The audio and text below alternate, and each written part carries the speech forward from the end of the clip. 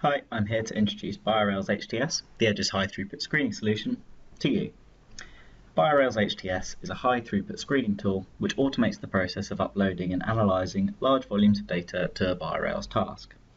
It's been designed to reduce the time spent organising and uploading data from plates in order that a scientist's time may be better applied elsewhere. BioRails HTS is designed to be an automated solution for the screening of large volumes of plate data. It's a background process which is capable of screening data files as they're generated by a plate reader. Multiple monitors, such as the one shown here, can be set up within HTS to poll specified folders for these output files and upload them in the manner configured. It can be configured to normalize plate data in a variety of methods such as by activity, inhibition, and SSMD, as shown here. It can also calculate plate statistics, fit curves, such as the one shown here, and log data as it's uploaded. We can also set HTS to check the data as it's uploaded to ensure that it falls between defined boundaries, making it easy for us to find out when a screening has given a result which warrants further investigation. HTS will upload the data, along with any associated files that it creates, to a specified BioRails task, such as the one shown here. It will then continue to monitor the folder for any new data files created by our plate reader. HTS is also designed to do all of this automatically, giving you a screening solution which is capable of processing a large amount of data with minimal ongoing user input. Next, I'm going to show you how HTS can be used in a plate-based normalization scenario for a dose response experiment. I've set up HTS to carry out normalization based on activity, and have also configured it to produce charts of concentration versus response. All I need to do now is drop my data files for a 96 well plate into the folder being monitored, and HTS will do the rest. HTS can be either configured to keep all results in a single task, or to create separate tasks for each plate, as I've chosen to do in this example. So here's the folder that I'm going to be using HTS to monitor. There's currently just a single data file in here, but I'm going to drop a few others in.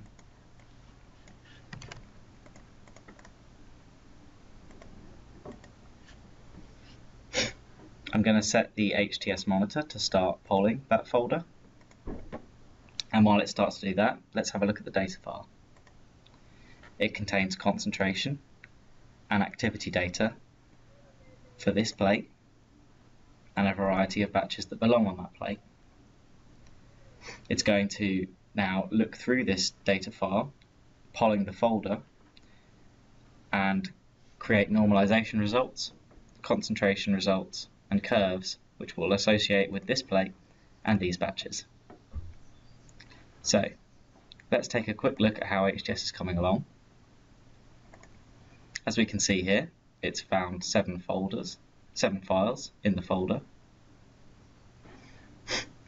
and for the first file it has created charts for each compound on that plate. It's also created a heat map.